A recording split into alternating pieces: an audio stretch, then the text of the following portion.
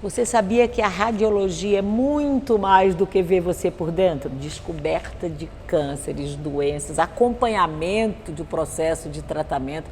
Muito importante. A doutora Nara vai falar com a gente agora sobre isso.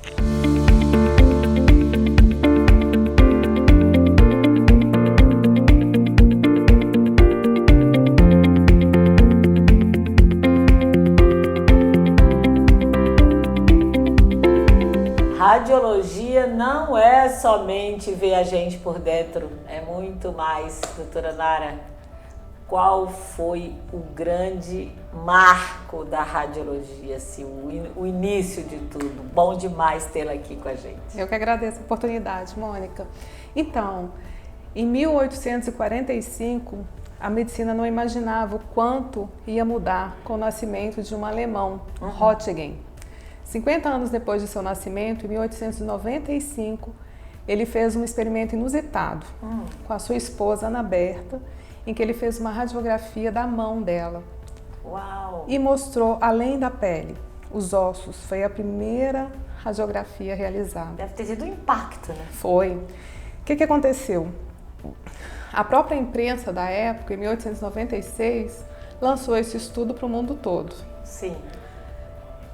Como se o raio-x fosse a nova luz que via através da carne. Isso chegou nos Estados Unidos e também no Brasil. A gente teve nosso primeiro aparelho de radiologia em 1897. Nossa. E daí para frente só foi a evolução da radiologia. Só foi evolução. E a gente chega hoje a requintes de detalhe, minúcias, né? De acompanhar assim, pequenos fragmentos. Né? Hoje, vamos fazer um paralelo para hoje. De 1895 para hoje, o que a gente tem em mãos à disposição do diagnóstico mais preciso? Além da gente ter assim, infinitamente qualidades muito melhores, né, de radiografias, como eu falei, foram 15 minutos para fazer a radiografia de uma mão. Hoje a gente faz em segundos. É verdade. Né? Hoje você faz o exame de mamografia em segundos. Você faz uma tomografia de corpo inteiro, não mais que 2 minutos.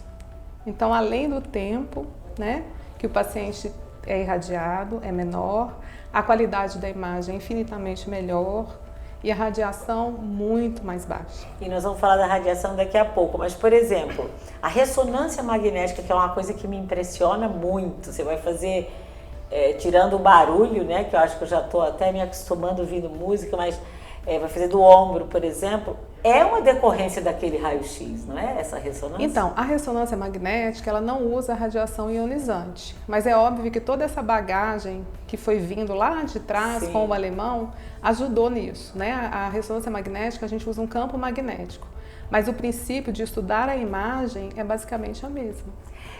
O que vocês hoje conseguem ver com a radiologia que seria sentença de morte se não existisse? Por exemplo, na área da mama, a gente consegue ver microcalcificações menores que 1 milímetro agrupadas numa mama, ocupando uma área que não mais que 5 milímetros, por exemplo. Que isso? Isso você consegue fazer um diagnóstico precoce e mudar todo o curso, né, da história daquela paciente. Antigamente, quando você descobria um câncer de mama, tanto é que o nome câncer, ele vem da questão do artrópode, né, do caranguejo, porque quando você descobria, ele já estava avançado, enraizado. Hoje em dia a gente não faz mais os diagnósticos assim tão comumente, porque a gente consegue fazer mais precisamente, porque a gente consegue fazer diagnósticos de pequenas lesões, pequenos tumores. Então, a radiologia também teve um marco importante na mamografia. Sim, em 1966, Albert Solomon fez a primeira mamografia, que chamava cenográfica, que significa imagem da mama em francês. E a partir daí, então, viram que se você começasse a fazer estudos de rastreamento nas mulheres, você poderia conseguir fazer diagnósticos bem precoces.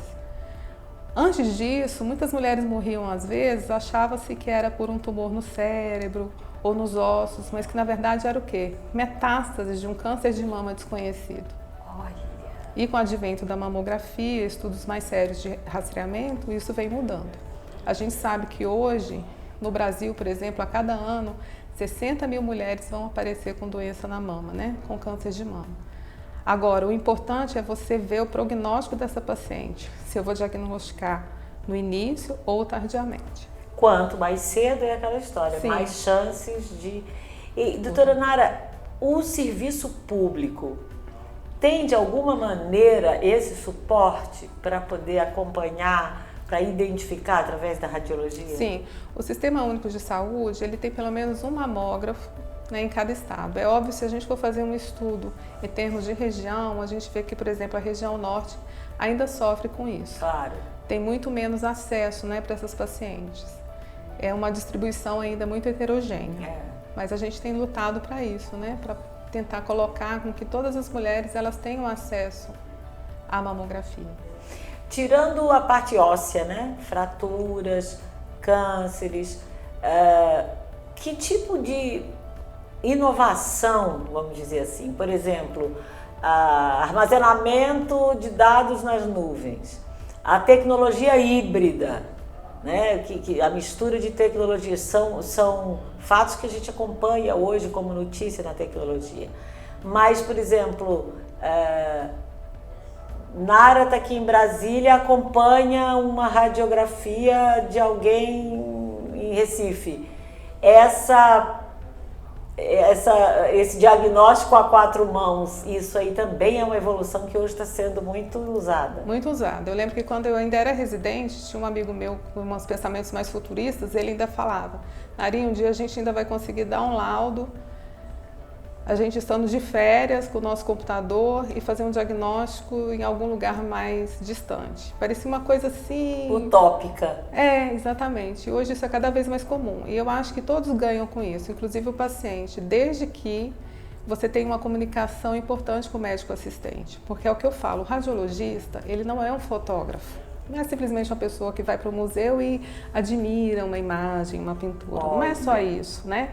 A gente tem que ver além disso, a gente tem que conhecer a história clínica do paciente, mesmo que eu não esteja pegando nesse paciente, mas o médico que está solicitando o exame, ele tem que me passar o que esse paciente está sentindo, quais os sinais que ele tem, porque a gente faz uma medicina. O médico radiologista, ele é médico formado com residência em medicina. Então, essa teleradiologia, ela só funciona se for dessa forma.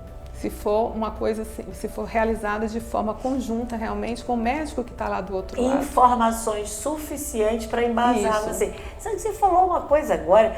Nós, pacientes, nunca vemos um radiologista.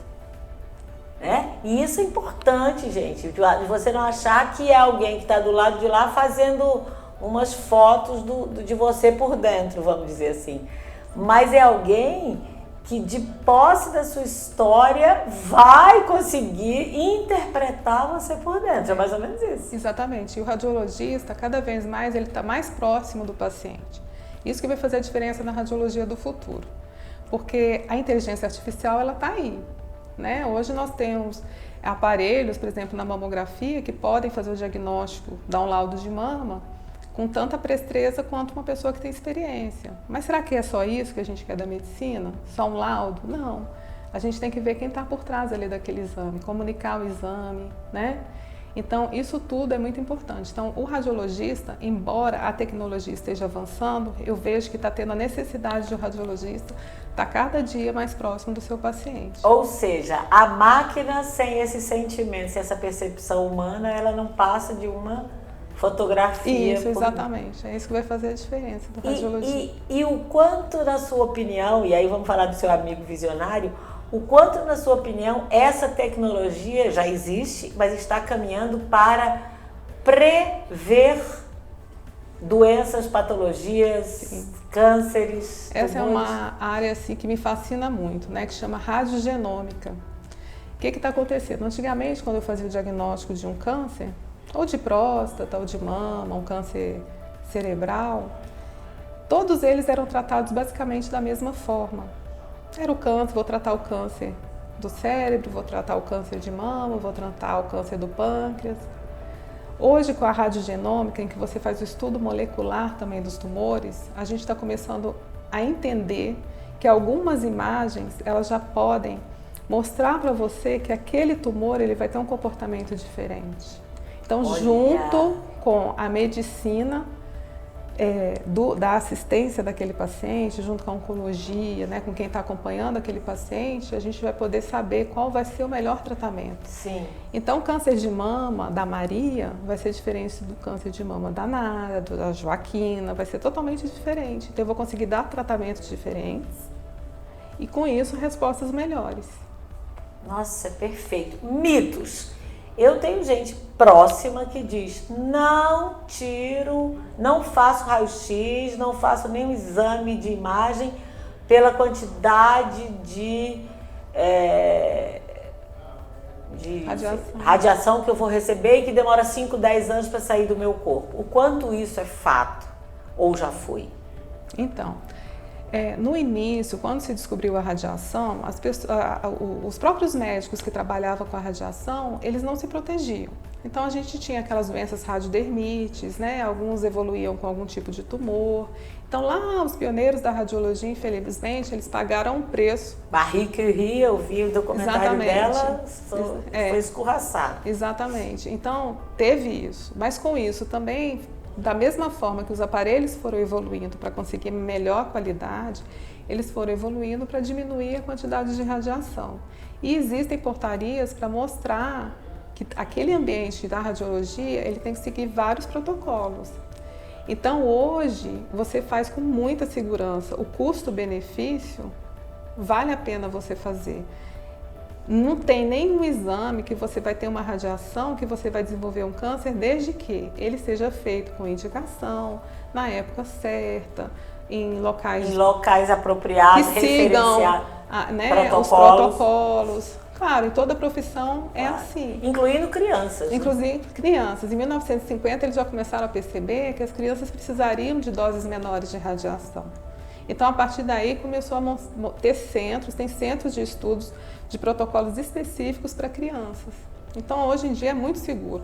Uma coisa que todo ano surge é o mito do câncer de tireoide, por causa da mamografia. Isso. Não existe isso, entendeu?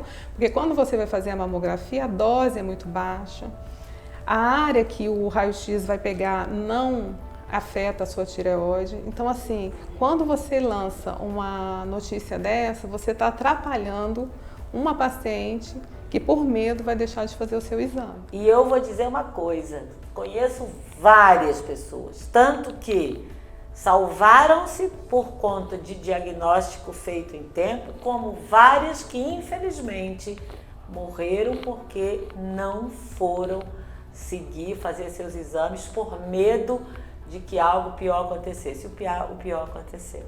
Então, eu acho muito importante esse seu alerta. Sim. Eu agradeço demais sua presença e acho que a minha felicidade de estar aqui entrevistando craques como a doutora Nara é exatamente para ser esse vínculo, esse veículo entre o grande especialista e você para alertar. Saúde em dia é o nosso bem maior, é ou não é? Sim. Obrigada. Valeu!